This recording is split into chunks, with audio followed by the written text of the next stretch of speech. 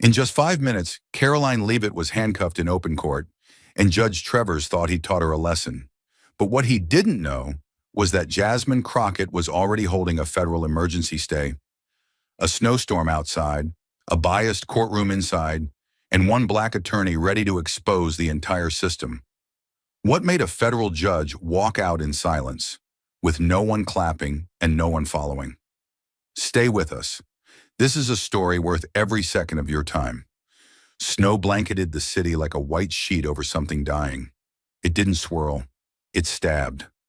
Sharp flakes tapped against the tall windows of Summit Heights Federal Courthouse, bouncing off the cold glass like nature itself was trying to break in. Inside courtroom 3B, not a soul dared to speak above a whisper.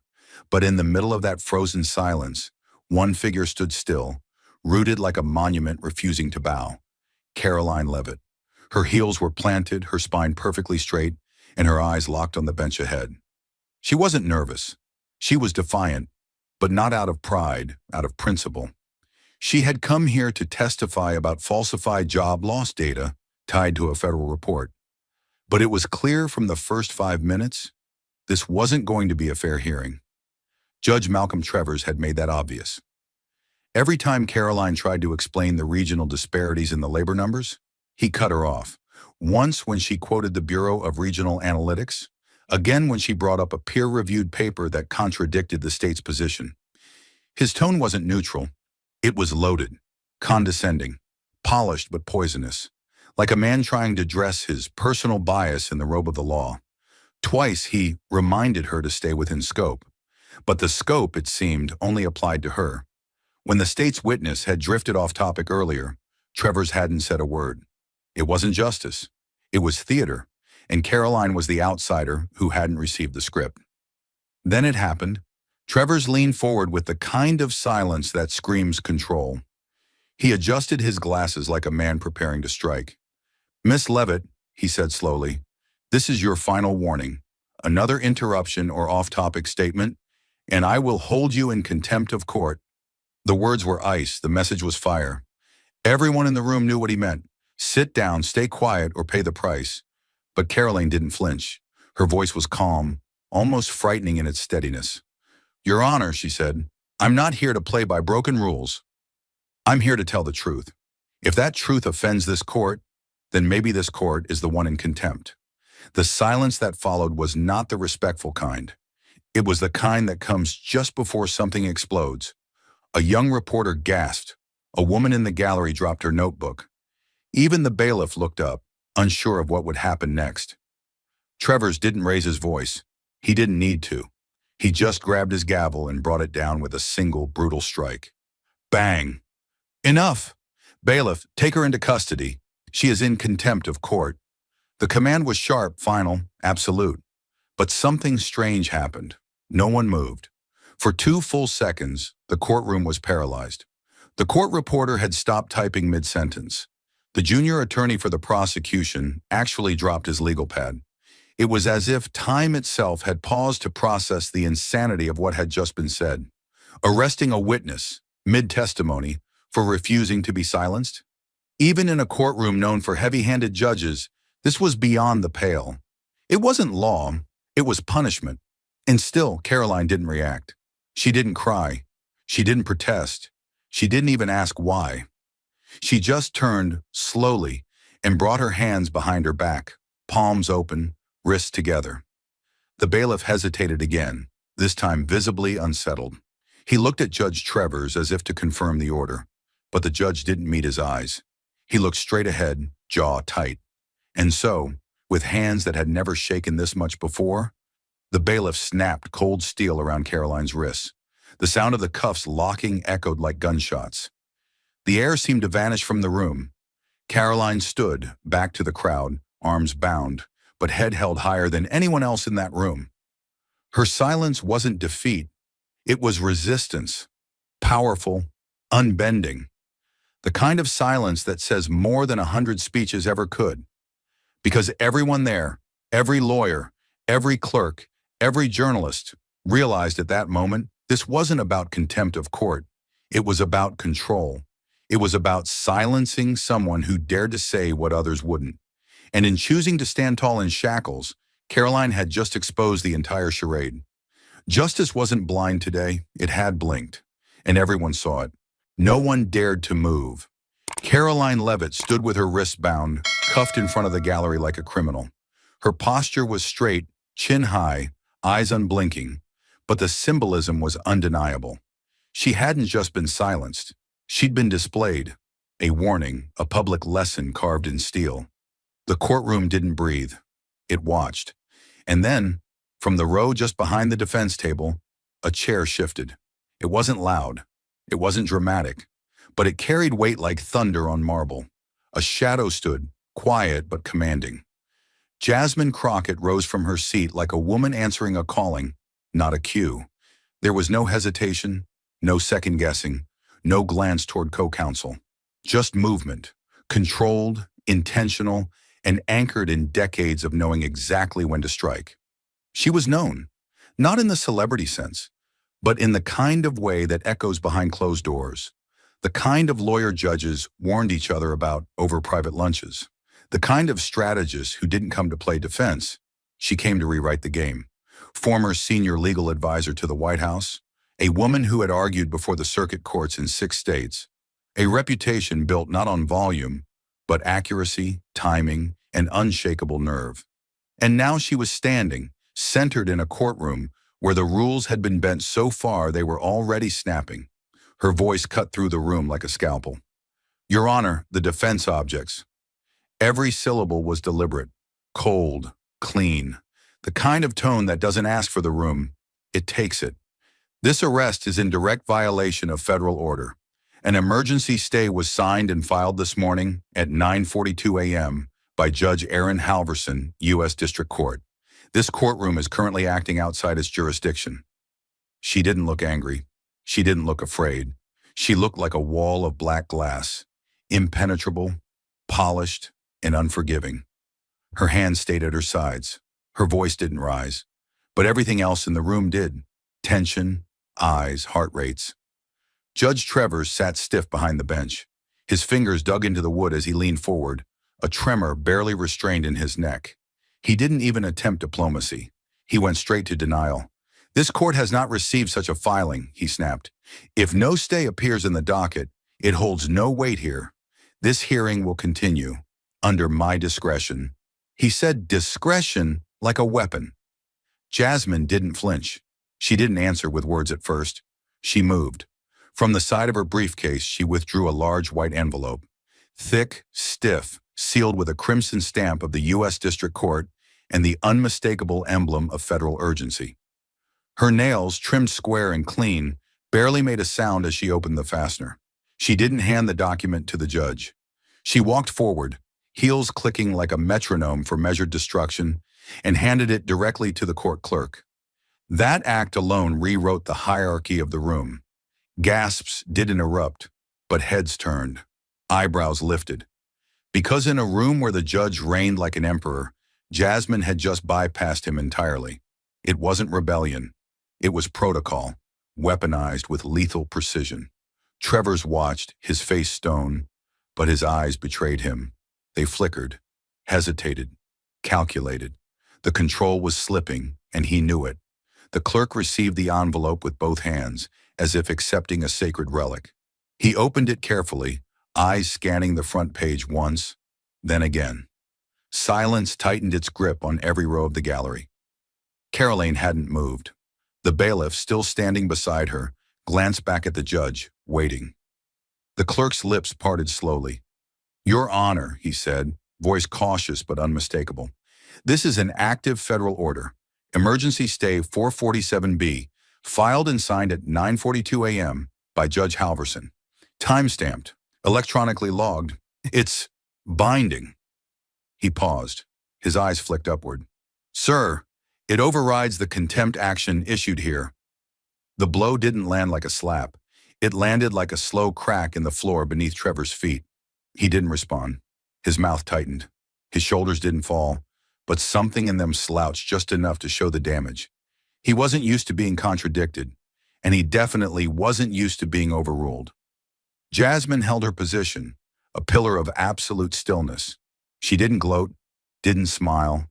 She just stood there, letting the law do what it was built to do when wielded by the right hands. Finally, Trevor spoke, low, clipped. "We will recess for 15 minutes.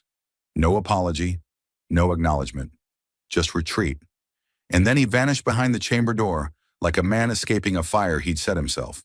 Time in courtroom 3B no longer ticked. It watched. The second hand on the wall-mounted clock moved, but no one followed it. Conversations died before they began. The gallery didn't dare shift in their seats. Karoline stood cuffed, but upright. Jasmine stood still, but commanding. And the judge's bench, once the source of dread, now sat vacant, like a throne abandoned mid-battle. The court had been suspended, yes, but the tension hadn't. It thickened with every breath.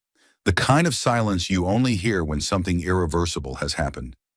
Jasmine Crockett hadn't raised her voice, hadn't pounded a podium, hadn't issued threats, but she had stopped the show with a signature, a timestamp, and a stare that never blinked. She hadn't moved since the clerk confirmed the stay. Arms folded lightly in front of her, one heel subtly angled, like she was ready to pivot on a moment's notice. Her focus was absolute. Not on the press, not on the clerk, not even on Karoline. Her eyes were locked on the empty space where power had once sat and fled. Jasmine didn't need to say she had control. The room had already felt it. She was a master of timing, not noise. She didn't speak unless the sentence had already been rehearsed in a dozen scenarios, and every one of them ended with her being right. Karoline shifted slightly, her cuffed wrists moving just enough for her to glance sideways. The look she gave Jasmine wasn't one of panic or desperation. It was curiosity, cautious respect, a flicker of awe buried beneath layers of control. Her voice barely escaped her throat, but it carried enough weight to land. "Did you expect this?" she asked, low and steady. "That he'd try something like this?" Jasmine didn't look at her. She didn't need to. Her answer came like a cold, clean edge slicing through the haze. "I didn't guess," she said. "I prepared."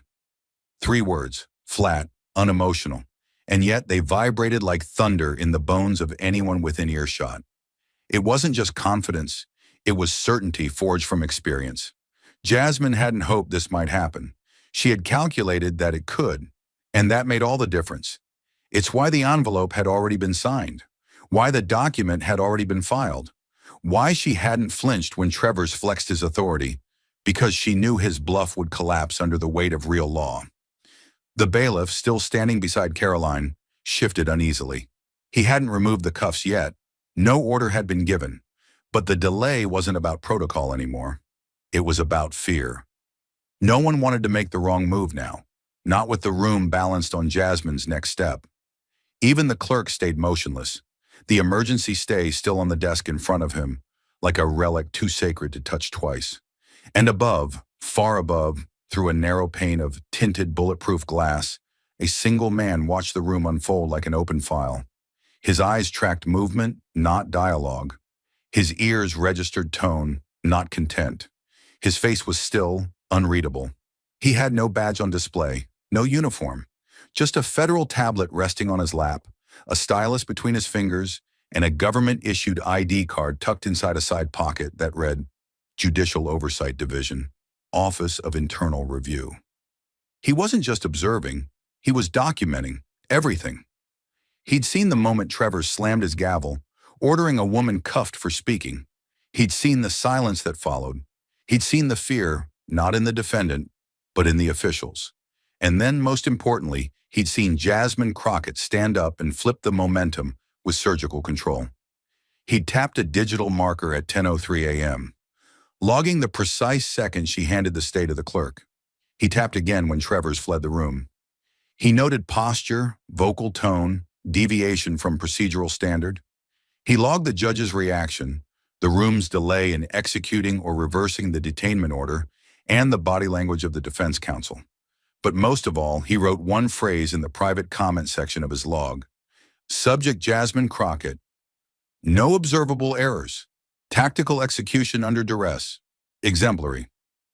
Back below, Karoline let out a shallow breath, cuffed but calm. She didn't feel like the target anymore. She felt like the last domino that had been placed just right. Jasmine had seen the whole game 5 moves ahead, and now with the judge in hiding, the law on paper, and the balance of power realigning in total silence, there was nothing left to guess. Jasmine didn't guess. She planned for this exact moment, and now everyone else had to catch up. When Judge Travers returned to the bench, the room didn't relax. If anything, the tension deepened. He looked more controlled now, more polished, but it wasn't peace. It was strategy. He hadn't backed down. He'd simply chosen a new weapon. Data. Clean. Cold. Deceptive.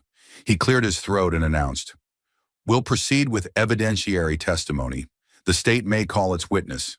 And just like that, the trap door opened. The courtroom door swung open, and a man in a crisp gray suit walked in with quiet confidence. His name was Jonas Pratt, senior analyst from the Department of Labor Analytics. He moved like a man used to being listened to, used to being right. He took the stand with stiff posture, adjusted his glasses, and looked straight ahead. Not at Karoline, not at the defense. His eyes were on the numbers, just the numbers. The assistant district attorney, Len Richter, stood. His voice was smooth but loaded. "Mr. Pratt, you reviewed Ms. Leavitt's statements on labor projections made in her February interview, correct?" "Yes, I did," Pratt replied. "And were those projections accurate?" Pratt gave the faintest shake of his head. "No, sir.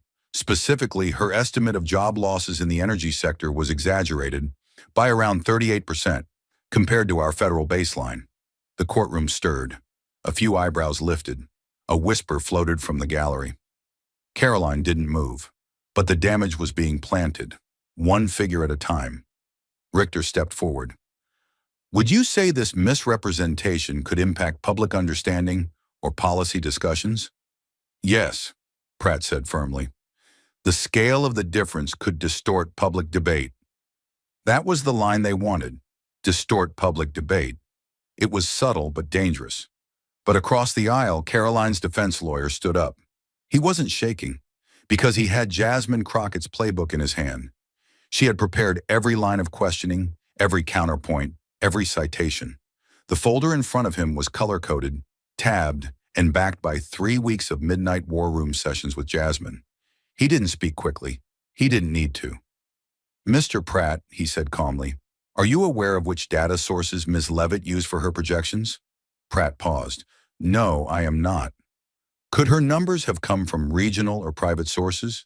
For example, the Tri-State Energy Coalition or the Northeast Labor Consortium?" Pratt shifted slightly. "It's possible. I didn't review those." "So just to clarify, you're not saying her numbers were fabricated, only that they differ from your department's national projections?" "That's correct," Pratt admitted. That was it. The seed of doubt had been reversed. Her data wasn't false. It was from a different model. Not criminal, contextual. Jasmine, sitting 2 seats away, gave the smallest nod. She had predicted this moment. She knew they'd go for the statistical misconduct angle, and she had loaded the defense with answers before the question was even asked. The attorney continued, "Do you have any proof, documents, emails, anything, that Ms. Leavitt knowingly used those numbers to deceive the public?" "No." "Any evidence she worked with advocacy groups to manipulate the data or sway the public intentionally?" "None." The air in the room changed. It didn't relax. It turned. The witness had nothing. The accusation had lost its sharp edge. The prosecution had hoped to paint Karoline as reckless with facts, but instead they had proven she cited real numbers from a different source. Karoline sat tall, wrists finely uncuffed, hands folded. She didn't speak, but her silence now felt very different from earlier. This time it didn't feel like she was being silenced. It felt like they were running out of things to say. Jasmine didn't look away from the stand. She didn't smile, but in her notes she underlined one word she had written days earlier in bold ink: diversion. They hadn't come to prove Karoline was guilty. They had come to distract from the fact that she was right. And now everyone in that courtroom could see it. The temperature in courtroom 3B hadn't risen. It had constricted. The numbers had failed to corner Karoline. Jasmine's preparation had dismantled the state's strategy with surgical precision. But Travers wasn't finished. Not by a long shot. When he adjusted his robe and leaned back, something in his posture changed. It wasn't the arrogance from earlier. It was subtler, more dangerous. The way a chess player leans back before sliding a pawn to bait the queen. The state, Richter said smoothly, calls Rachel Deming to the stand.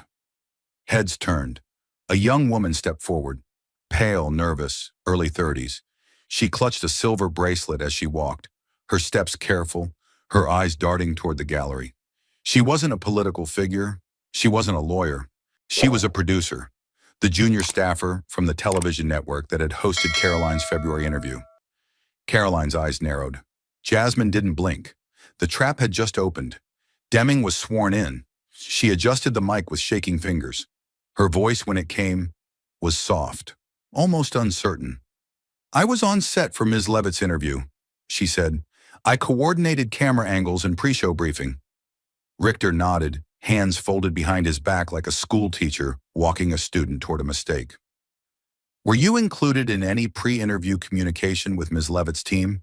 "Yes, I was copied on a few scheduling emails." "Did those emails include talking points or messaging documents?" Deming hesitated. Some included outline drafts from her communications director. "Did any of those drafts mention political strategy or cite input from outside advocacy organizations?" I don't think so. There were initials sometimes, but I couldn't tell where they came from." That was it. The shift. Karoline's expression didn't move, but her chest tightened. Jasmine, still silent, tapped her pen once against her binder, then slid a note forward to the defense attorney with calm, practiced speed. He opened it without question. It read only 4 words. "Stop this. Criminal framing." Richter's tone grew softer, smoother. "Ms. Deming, do you recall seeing the letters CUP or PAC in any email headers?" "I might have. I don't really know what those mean." "Did you forward any of those to legal?" "No, it didn't seem important at the time." "Do you understand what coordinated messaging is under federal election law?" No, not really." That was the moment. The room held its breath. Jasmine looked at the judge, not to ask, not to plead, but to warn. Her expression was controlled, but lethal. Karoline's defense attorney stood quickly. His voice was louder than it had been all day. "Objection. This line of questioning crosses into potential criminal coordination, which falls outside the scope of this hearing and is explicitly protected under the federal stay order issued this morning." Travers blinked, then leaned forward pretending to read from a paper that wasn't there. "Counselor," he said slowly, "the court is merely seeking clarity." "Clarity," Jasmine whispered under her breath, "is code for setup." The defense pushed harder. "This is prosecutorial entrapment disguised as inquiry. There is no admissible evidence, no formal accusation, and no jurisdiction for campaign finance speculation." Richter raised his hand slightly, like he was being misunderstood. "We're just establishing pattern," he said, voice low and reasonable. "We're not accusing." Jasmine tapped her pen twice. 2 beats. The lawyer turned to the judge. "If this line continues, we will seek immediate recess for injunctive clarification from the federal bench." Travers hesitated. His fingers drummed against the bench. He looked like a man who wanted to push further, but couldn't risk the fallout. Finally, through clenched teeth, he spoke. "Objection sustained. For now." Jasmine's expression didn't change, but the tide once again had turned, and Travers knew it. The courtroom exhaled, quietly. But Jasmine wasn't done. She knew Travers well enough to know he wouldn't retreat completely. He'd come again, and harder. She was right. 5 minutes later, Richter rose once more. "The state calls Julia Carnes, scheduling assistant for Citizens United PAC." There it was. The escalation. Deming had been a feeler. This was the strike. Karoline froze. Jasmine's head snapped up. Not fast, but sharp. Focused. Before the name was even echoed through the clerk's file, Jasmine stood. Her tone was calm, but her eyes were ice. "Your Honor, the defense objects to this witness. The individual is not relevant to the scope of these proceedings, introduces a political campaign component not previously disclosed, and represents a violation of the federal stay order." Travers didn't respond right away. He stared at Jasmine. She stared back. The courtroom sat in absolute stillness. This wasn't about words anymore. It was about authority, about who still owned the next 5 minutes. The court, he finally said, with a forced neutrality, will temporarily withhold testimony from this witness. Proceed with caution, counselor. That was as close to a surrender as he would give. Karoline exhaled softly. Jasmine returned to her seat without a single word. But everyone knew she had just blocked a fatal blow, not by yelling, not by pleading, by knowing the law better than the man abusing it. And somewhere, high above the courtroom, the federal judicial observer entered another note into his tablet. Attempted introduction of PAC witness. Blocked by defense. No legal foundation offered. Defense posture, exact. Response, successful. Jasmine didn't look up at the gallery. She didn't need to. She knew eyes were on her. Some stunned, some awed, some burning with the quiet question that had no answer yet. How do you beat a system that's designed to trap you? And the unspoken truth was written in every move Jasmine had made so far. You don't guess. You prepare. And when they shift the battlefield, you move first. The courtroom break had been called, but there was no break in the atmosphere. It wasn't relief. It was compression, like the moment between lightning and thunder. Judge Travers had left through the back again. The bailiff stepped away. The clerk leaned into quiet whispers with a staffer. Reporters typed without blinking. But in the far corner of the defense table, Jasmine Crockett was already moving. She didn't rush. Rushing was for amateurs. Jasmine moved like a professional in hostile territory. Her fingers slid a file into her leather case. She whispered something to Karoline's lawyer. Short, final. Then she stood, collected, and walked toward the rear exit of courtroom 3B. Not the main doors. Not the hallway lined with reporters and waiting attorneys. She took the narrow passage near the witness box, the kind only staff used. Up 2 flights, no guards, no noise. Just the echo of her heels on concrete steps and the hum of fluorescent lights. Jasmine reached the 4th floor. Judicial administration, no sign, no fanfare. Just a small brass plaque next to a frosted glass door that read, Clerk of Internal Review, confidential submissions only. She pushed it open. Inside was a reception area smaller than most closets. 1 desk, 1 scanner, 1 locked drop box. And behind the desk, a single staffer, gray sweater, glasses, expression unreadable. He looked up, registered her face, and didn't ask a single question. He just nodded.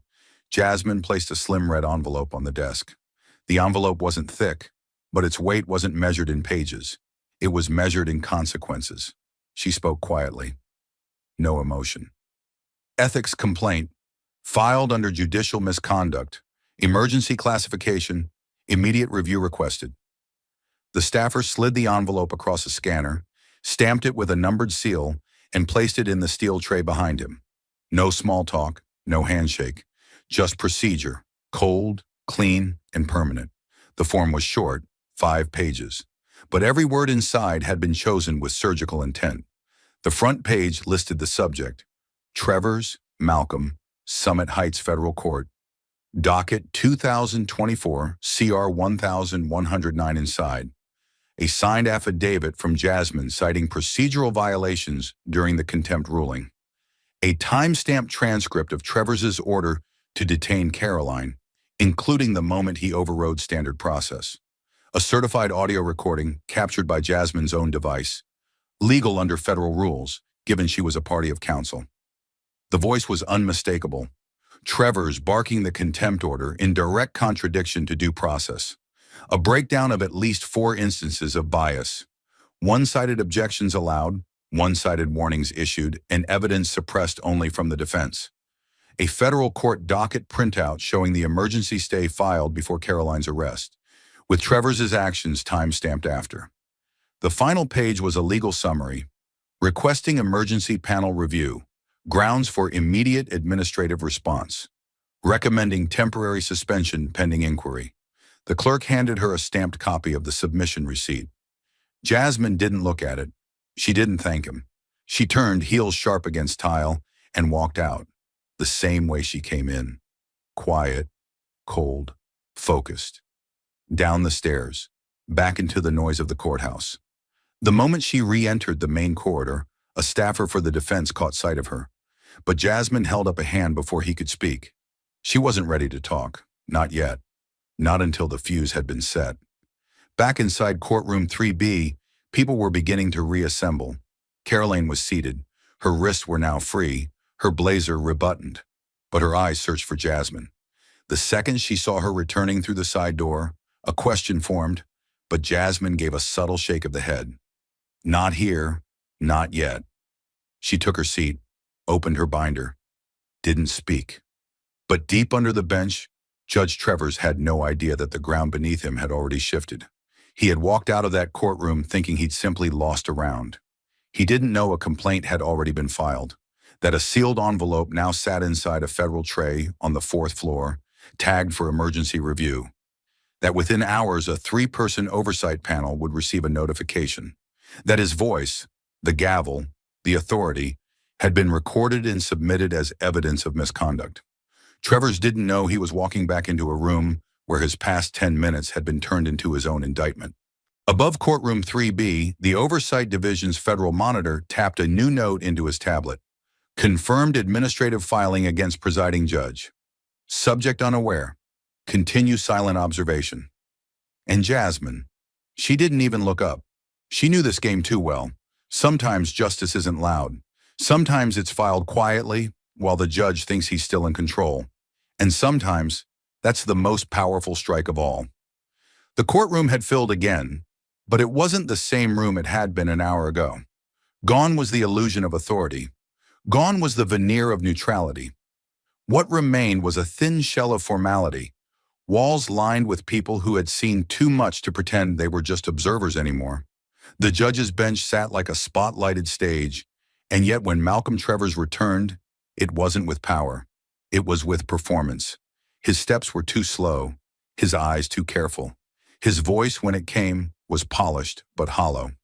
This court, he said, has reviewed the full record of testimony, exhibits, and procedural challenges brought forth during this hearing. Jasmine Crockett didn't move. Karoline sat forward slightly, not out of tension, but readiness. The press in the back row had phones down and fingers poised.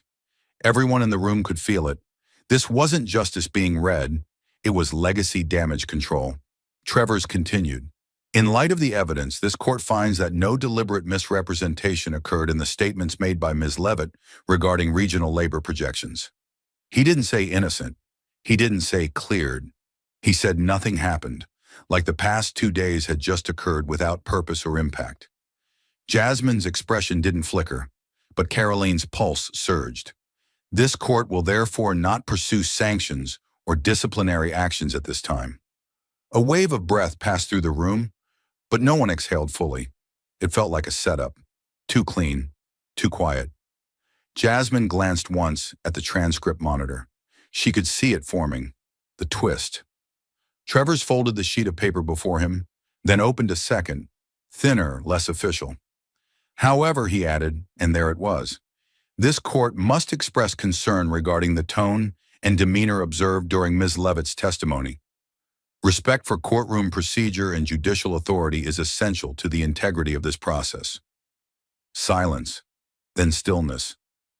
The words were so carefully chosen. Not an accusation, not an order, but a scar, disguised as professionalism. Karoline's jaw locked. Jasmine didn't look at the bench. She rose calmly. Your Honor, she said, her voice low and controlled. As this court is aware, all commentary regarding conduct and tone during this proceeding is explicitly covered under the federal emergency stay issued at 9:42 a.m. Travers didn't respond. Jasmine took one step forward, eyes sharp. That stay was acknowledged and entered into the record. This remark violates the legal boundaries outlined by Judge Halverson's order. Still nothing. Travers kept his eyes on the paper. He didn't engage. He didn't defend. He retreated. He stood slowly, collecting his folders without meeting anyone's gaze. No final gavel, no handshake, no eye contact with the gallery, no applause. No courtroom staff moved to follow him. Even the bailiff turned away before he reached the chamber door. He walked out like a man who had once wielded a sword and now dragged it behind him, blunt and rusted. Karoline didn't speak. Jasmine sat back down like nothing had happened, but the energy in the room knew better. Something massive had shifted, and everyone had felt it. 3 days after the hearing, Summit Heights Courthouse looked almost unremarkable from the outside, just concrete and glass under a gray sky. But inside its administrative corridors, something was brewing. An official from the Federal Judicial Oversight Office quietly signed a confirmation slip. Complaint 22 FC-1119, filed by Jasmine Crockett, under preliminary review. No press, no cameras, no big statements. Yet that small stamp carried more force than any gavel slammed in courtroom 3B.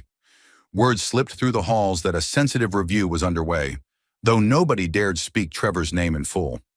The staff recognized the hush that comes when someone powerful is about to face consequences. Clerks exchanged knowing looks, but they stuck to their task with careful deliberation. Secretaries pretended everything was business as usual, but you could sense the tension in the way they typed. It was the tension of a system forced, finally, to examine itself. Somewhere in the basement archives, a junior clerk cross-referenced the newly logged complaint, scanning for precedents involving contempt orders, procedural abuse, and suspected bias. The file was thin but potent. 5 pages of meticulously compiled evidence that Jasmine had assembled piece by piece, day by day, anticipating exactly how Trevor's might overreach. Attached were transcripts, audio timestamps, and references to federal procedural codes that even the veteran staffers recognized could topple a judge's career. There was no sensational headline, no public outcry, just the mechanical hum of a well-structured complaint slowly worming its way into the gears of the judiciary. And in those 3 days, Jasmine did not rush back and forth, demanding updates. She simply waited, confident in the avalanche she had quietly set in motion. Karoline, too, stayed silent. She declined interviews, brushed off invitations to speak on morning shows, and let the swirl of rumors pass around her without so much as a nod. And so the courthouse air grew thick with whispers, like the calm eye of a storm. On the 3rd day after the hearing, sometime around noon, the federal oversight officer filed his initial evaluation. The complaint was credible, he noted. The documented evidence suggested significant breaches of ethical conduct. In a sealed memo, he recommended further inquiry by a 3-judge panel, urging expedited proceedings to prevent further erosion of public trust. No press conference announced this development. No cameras lined the corridors. But the handful of insiders who learned the news felt the tremor beneath the marble floors. Far above, in a corner office, a senior administrative judge skimmed the complaint. His eyes flicked over the paragraphs detailing Trevor's repeated interruptions, the unilateral arrest order, and the final, thinly veiled jab at Karoline's decorum. He paused at the mention of Jasmine Crockett and her multiple references to the federal stay. He signed off on the next step, and the machinery began to churn. Karoline continued her normal routine. She flew back to New Hampshire, visited local nonprofits, and offered policy advice to struggling small businesses. Cameras hovered around her from a distance, hoping she would speak about the hearing or gloat over her victory. But she offered no sound bites, no boasts, no self-praise. In quiet town halls, she addressed issues of employment, inflation, and infrastructure, never once mentioning Judge Trevor's or that infamous day in courtroom 3B. Reporters sometimes cornered her, pressing for a statement, but her answer was always the same. I have nothing to add beyond the public record. It drove the media insane, as they craved drama, scandal, a big headline about a toppled judge. They couldn't understand why she didn't capitalize on the momentum. To Karoline, there was no triumph in humiliating someone, only in letting the truth breathe on its own. And if the system was righting itself, she believed it should do so without her grandstanding. Jasmine, however, remained in Washington, D.C., juggling several other high-profile cases while keeping a discreet watch on the progress of her complaint. She communicated only in formal memos to the Oversight Office, never once leaking the case details to the press. She understood that a quiet, methodical approach was more potent than front-page sensationalism. Meanwhile, behind closed doors, her colleagues asked if she planned to take down every judge who abused power.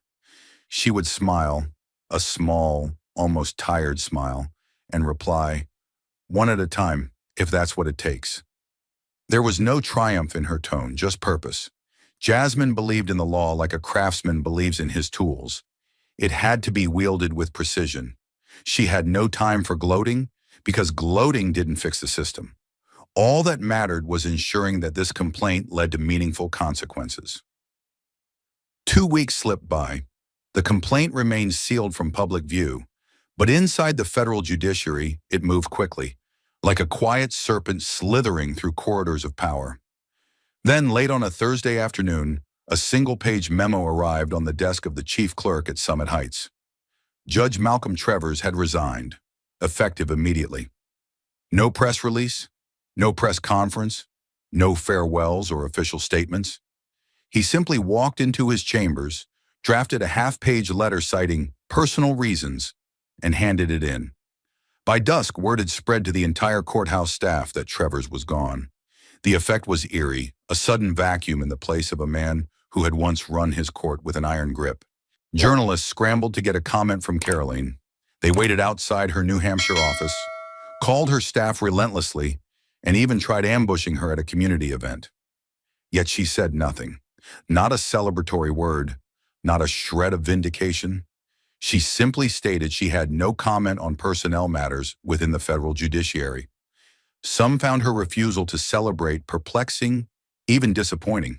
They wanted a victory dance, a statement about justice served. Instead, they got a calm, polite silence from a woman who had decided that it was enough to let the record speak for itself. In the days following Travers' resignation, speculation swirled. Some believed he fled to avoid a full investigation. Others claimed he might reappear in private practice. Rumors spread that high-level officials had quietly advised him to bow out before the formal ethics hearing could begin. Still, no one from the judiciary would comment, citing confidentiality.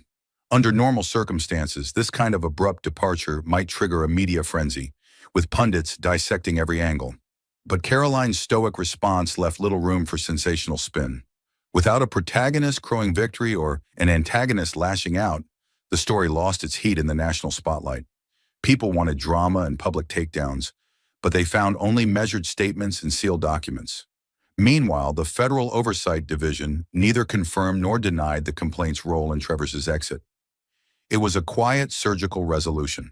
3 days after Travers' resignation, Jasmine Crockett sat in her D.C. office, finalizing briefs for another case, when an email pinged her inbox. The subject line read, Complaint 22 FC-1119, Review Status. She opened it, scanning the official language with the same methodical detachment she'd used to build the file in the first place. The message was concise. Matter concluded. No further response required. There was no explanation, no listing of findings, no grand pronouncement of victory. Just a bureaucratic end to a bureaucratic act. Jasmine didn't smile. She didn't pump her fist in triumph. She only forwarded the email to Karoline's legal team with a single-word subject, finishes. It was the most anticlimactic finale the media could imagine. No fireworks, no press statements, no courtroom confessions. Yet it held a certain power, a subtle justice that didn't depend on fanfare. For Karoline, it meant closure without shouting. For Jasmine, it affirmed that a well-timed complaint could unravel a judge's career more effectively than any heated confrontation on camera. For Travers, it meant disappearing into obscurity, leaving behind a legacy stained by overreach. And for everyone who had witnessed the hearing, it meant the system, flawed though it was, had found a way to correct itself without indulging in spectacle. In a world addicted to loud headlines, the silence resonated louder than any victory speech. Reporters, hungry for a final comment, tried to corner Jasmine in the courthouse lobby 2 days later. She paused, gave them a moment of her time, and delivered a precise statement. All I can say is the law worked the way it should. The cameras flashed, recorders beeped, but she offered nothing more. When pressed for details, she repeated the same line. It's a closed matter. One journalist challenged her, claiming the public deserved a deeper explanation. She replied calmly, The court spoke. The record stands. I have no interest in relitigating what was settled behind sealed doors. That answer, as unfulfilling as it was for the news cycle, drew a quiet applause from a few staffers standing nearby. Even they understood that sometimes victory is in the structure, not the show. The reporters left with half-empty notebooks, a mixture of frustration and respect on their faces. Karoline's phone never stopped buzzing. Offers to appear on high-profile news programs, invitations to speak at political conventions, requests for quotes to fill the primetime loop. She politely declined all of them. Each time she repeated the same measured words. I've said all I need to say. Her aides, at first perplexed, grew to admire her restraint. They watched how constituents responded. People who'd been let down by flashy politicians found Karoline's quiet certainty refreshing. Some called it humility, others called it strategy. But Karoline insisted it was simply letting justice stand on its own 2 feet. She would not become a celebrity off the back of an unjust system correcting itself. Behind the scenes, a few political insiders speculated about Jasmine's future. Would she run for office? Would she be nominated to a bench herself? Rumors floated around Capitol Hill that she was on shortlists for high-ranking legal positions. Yet Jasmine showed no public interest in shifting her career away from the trenches. She continued representing clients in complex litigation, quietly navigating the corridors of federal courts, untempted by headlines or grandstanding. If anyone asked about her ambitions, she simply said, "There's too much work to be done right where I am." She never mentioned Trevor's name, never bragged about pushing a judge into resignation, because that wasn't the point for her. The point was, the law served precisely and without theatrics. In the weeks that followed, life moved on. Summit Heights assigned a new judge, cautious, young, but apparently eager to avoid the pitfalls of his predecessor. Karoline focused on her policy work, championing labor statistics and regional job growth like she had before this entire ordeal. People no longer questioned her credibility. If anything, they found her more credible than ever. Jasmine kept a watchful distance, prepared to re-engage if any fresh injustice emerged. The federal complaint remained sealed, locked in archived records, a silent testament to how a small, precise action can dismantle someone who believed himself untouchable. In the end, there were no fireworks, no victory parades, no tearful press conferences, just a line in the docket. Complaint 22FC-1119, resolved. And that word was enough to close a chapter that began in anger, but ended in quiet accountability. Sometimes real power is found in the absence of noise. The neon sign outside Bill's Roadhouse flickered against the twilight sky, casting intermittent red and blue glows on the frosted parking lot. Inside, the place smelled of worn leather stools, stale peanuts, and something fried lingering in the air. At a corner table sat 2 men, both on the far side of middle age, each nursing a half-empty beer. One was a former Army sergeant with a stiff spine and a gravelly voice. The other was a retired truck driver who still wore his old company cap, frayed at the edges. A small TV above the bar played muted reruns of local news. But neither man paid attention to that. Their eyes were locked on a tablet propped up between them, a shaky video clip from the now infamous Summit Heights courthouse hearing. They watched mesmerized as Jasmine Crockett calmly rose to shut down a judge's bullying attempts, never once raising her voice. The older soldier's weathered hands tightened around his beer glass whenever he saw Karoline Leavitt in handcuffs. A hush settled between them, like they were seeing justice and injustice collide all at once. The ex-sergeant's name was Greg.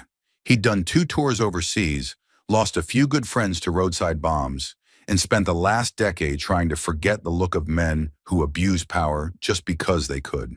The trucker was Hank, a man who'd driven 18-wheelers across all 48 contiguous states, witnessing all sorts of human dramas through his windshield. They'd known each other long enough to share stories of heartbreak, wars, divorces, and the 1,000 ways America could test a man's spirit. Tonight, though, their conversation was about Karoline, Jasmine, and a judge who thought a courtroom was his personal fiefdom. Hank tapped the screen to pause the video at the precise moment Jasmine handed the sealed document to the clerk. "God," he muttered, "look at her face, like she's already won." Greg leaned in, seeing the steeled resolve in Jasmine's eyes. That's because she knew the rules better than he did, Greg said quietly. And in that moment, the tension in their own hearts seemed to mirror the tension on screen. They let the video play again, the volume low so the bartender wouldn't catch wind of the legal war they were replaying. Every time Karoline spoke, you could see how the judge tried to undermine her, cutting her off, threatening contempt, making a mockery of due process. Hank shook his head slowly, his knuckles white around his glass. "This is the same crap you see out on the road sometimes," he said. "Cops pulling you over, treating you like dirt, just 'cause they can." Greg didn't disagree. He remembered an incident on base where a commanding officer had humiliated a young private for insubordination, even though the soldier was just telling the truth. That same sickness was all over Judge Trevor's face. This arrogance that demanded submission, not justice. And yet here was Jasmine, leveling the field with nothing but a quiet voice and a binder of meticulously prepared evidence. They reached the part where Karoline got cuffed, an image that played out like a slow-motion car crash. The judge's order echoed through the tinny speaker. "Take her into custody." Hank could practically feel his blood pressure spike. Greg let out a breath. "Seen that look before?" he murmured, remembering young recruits forced to drop for push-ups in the mud for no reason other than power posturing. But as they watched Karoline walk off the stand, hands behind her back, Hank noticed something. She didn't break. Her shoulders didn't slump. Her voice didn't tremble. "That's what real courage looks like," Hank muttered. Greg nodded in solemn agreement, eyes fixed on the screen like it was a battlefield scene. And as the video continued, they saw Jasmine's calm intervention, handing over the emergency stay, outmaneuvering a man who believed himself invincible. They replayed that moment 3 or 4 times, studying the expression on Judge Trevor's face. It was like watching a lion realize the hunter's rifle was already aimed. "You can almost see the panic in his eyes," Greg whispered, leaning forward so intensely he nearly spilled his beer. "He never expected to be outsmarted," Hank added. They paused again, analyzing how the bailiff's hands shook, how the clerk's eyes widened upon reading the judge's contradictory stance. Another round of muted curses slipped out. Greg cursing the system that allowed men like Trevor's to hold so much unchecked authority. Hank cursing the luck that put Karoline in that seat in the first place. Yet the more they watched, the more they realized Karoline wasn't helpless. She had Jasmine, and Jasmine had the law. "Victory doesn't come from shouting," Hank finally said, quoting one of Karoline's interviews he'd read about. "It comes from understanding the law and being ready to use it." Greg nodded, swallowing hard as if the truth of that statement tasted bittersweet. At one point, the bartender glanced over, curiosity getting the better of him. "Fellas, you watching a new action flick?" he asked, half joking. Hank just shook his head. "Real life, friend," he said, closing the conversation before it began. The bartender shrugged and went back to wiping glasses, leaving the 2 men in their tight circle of focus. They resumed the clip, now at the part where the hearing had paused for Trevor's to review the emergency stay. In the bar's dim lighting, the glow from the tablet illuminated Greg's weathered face. You could see that he understood every dimension of a rigged system. The commanding officer who wanted to break you, the judge who wanted to silence you, the corporate boss who thrived on fear. Hank tapped the screen to fast forward to the moment the session resumed, where Karoline was no longer cuffed, but the prosecution tried a new tactic. It was like watching a snake change skins, one manipulation replaced by another. The men paused at a frame where Jasmine whispered something to Karoline, presumably advising her on the next moves. Hank's jaw clenched. "You think she saw it all coming?" he asked. Greg answered without hesitation. "She didn't guess." She prepared that line echoed a statement from earlier in the video, and it sank into the space between them like a profound revelation. They both knew the difference. Guessing meant hoping you'd be right. Preparing meant making sure you were right. It reminded Greg of the times he'd meticulously planned a convoy route, double-checking every detail so no one got ambushed.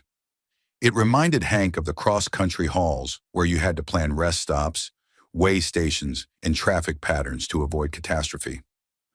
"That's how you stay ahead of the game," Hank said, tapping the old cap on his head. "You do your homework."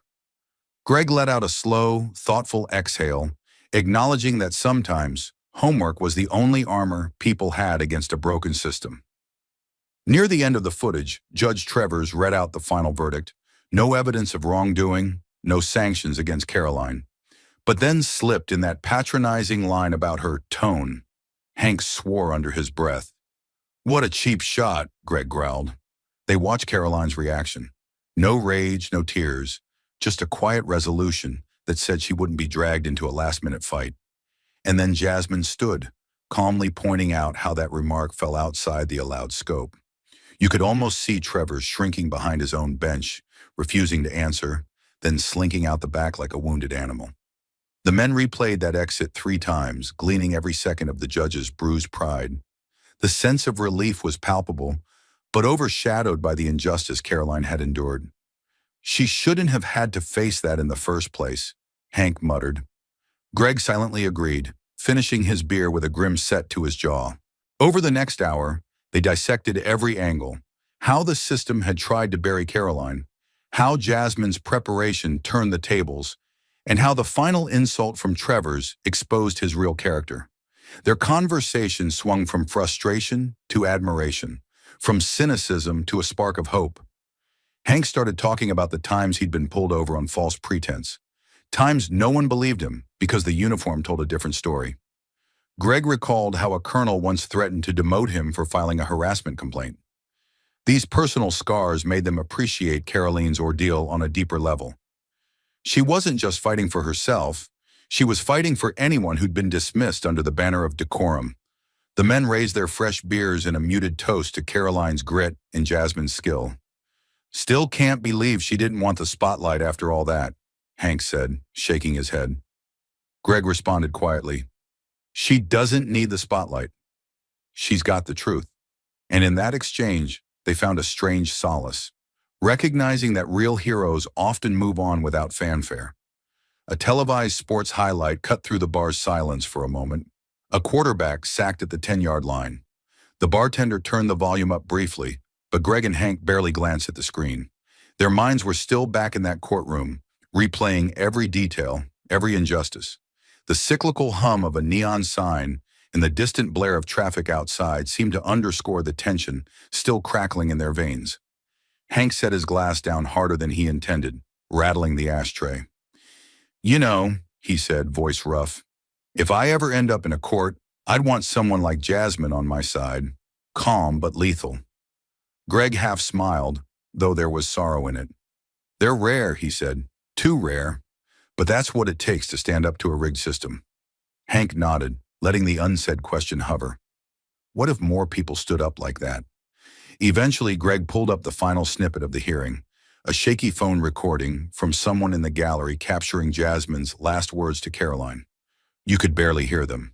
"He just made his first mistake," echoing right after the judge tried to have Karoline cuffed. Hank watched it, and a grin tugged at the corner of his mouth. "Man, that's something," he said softly. Greg nodded. "It's not the roar that matters. It's knowing exactly where and when to strike." The men fell quiet again. Each had faced bullies, uniformed or otherwise, and each had their own regrets about not always having the right strategy in time. But here, they witnessed a woman who had the strategy ready before the fight began. It reminded them that battles aren't always won by muscle or loudness. Sometimes they're won in the quiet hours of preparation, the nights spent reading statutes, drafting motions, and forging alliances in the shadows. Sometimes those battles are the most decisive of all. As the night wore on, Hank and Greg realized how late it had become. The bartender had wiped down the counter twice, a polite hint that closing time was near. They finished their beers, letting the last of the stale peanuts tumble across the tabletop. Then, almost in unison, they stood. Hank closed the tablet, carefully placing it in his coat pocket. Greg looked around the bar, feeling the final hush settle over the place, like the resolution of a good story. No fireworks, no victory parade, just an understanding that something important had happened. "Victory doesn't come from shouting," Hank repeated, more to himself than to anyone else. "It comes from knowing the law and being ready every step of the way." Greg let out a long breath, touched the brim of his hat, and answered quietly, "Amen to that." They stepped outside into the cold New Hampshire night, the parking lot illuminated by a single, flickering street lamp. A faint smell of pine mingled with the crisp air, each breath visibly escaping their mouths like thin clouds. Hank zipped up his jacket against the chill, while Greg paused to light a cigarette. The faint glow of the lighter danced across the lines of his face, revealing a tired but determined expression. "Let's hope we see more folks like Jasmine," Hank said, rubbing his gloved hands together. Greg took a slow drag, nodding solemnly. "Yeah," he replied, exhaling a thin plume of smoke. "People who don't flinch when the system tries to shut them down." A moment of silence passed between them, the kind that spoke volumes. They both knew the world needed more quiet warriors, not more loud talkers. In the distance, the low hum of passing cars broke the stillness, headlights sweeping across the asphalt. Hank unlocked his pickup truck, an old silver beast with a squeaky door, and Greg walked him there. Before climbing inside, Hank glanced at his friend. "You think Karoline's okay after all that?" he asked softly. Greg shrugged. "She's tough, sure, but no one walks away unscathed from that kind of ordeal." Hank nodded, remembering the tension on her face when she was cuffed. "At least she had Jasmine," he added. Greg took another puff, the end of his cigarette flaring bright. "That's right, and now the country's seen what real courage, backed by preparation, can do." Hank closed the door, started the engine, and gave Greg a final salute through the window. Greg turned toward his own SUV, footsteps echoing on the cracked pavement. He paused for a second, gazed lingering on the empty highway stretching beyond the bar. In the stale light of the neon sign, he thought about how many times he'd seen powerful men crush honest voices. But tonight was different. Tonight he'd seen that honesty fight back, quietly but decisively, and it gave him a spark of hope he hadn't felt in years. He crushed the cigarette underfoot, recalling Hank's words. "Victory doesn't come from shouting.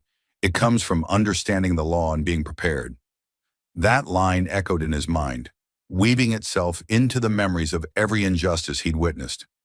He opened the driver's side door, the chilly wind biting at his cheeks, but inside he felt warmed by something intangible. "Good night, Bill's Roadhouse," he murmured, as if saying goodbye to the last vestiges of doubt. He slid in behind the wheel, started the engine, and pulled away, carrying that newfound belief into the darkness ahead. As the two men drove off in separate directions, the bar lights faded behind them, leaving only the hum of tires on asphalt. In a way, they were leaving behind more than a building. They were leaving behind the cynicism that once told them the system was unbeatable. They'd watch Karoline stand up, watch Jasmine plan every angle, and realize that sometimes the quiet route is the strongest. No parades, no confetti, just a series of well-placed legal moves that cornered a bully in a robe. The roads were dark, lined by tall pines that rustled in the winter wind, and each man reflected on what he'd learned. Maybe, just maybe, courage didn't have to roar to be heard. Maybe it thrived in the spaces where the gavel struck silence, and the only defense was knowledge, readiness, and a refusal to yield. If more people understood that, the world could shift, one quiet victory at a time. They drove on, the glow of their taillights disappearing into the long night. But the lesson of that courthouse showdown remained, shining like a beacon in their minds. The law appears fragile, battered by those who crave power and control. But even a gavel cannot silence a voice armed with truth. When strategy meets courage, the system's cracks reveal a path. No riots, no rebellion, only meticulous filings and resolve turn the tide. Like a fuse, legal precision ignites change without violence. Each motion, each well-timed objection, becomes a hammer striking crooked walls. Before long, those who once ruled from pedestals see their power erode. Truth stands taller than any gavel, enforcing what should never have broken. Justice needs no trumpets, only those who demand the law obey itself.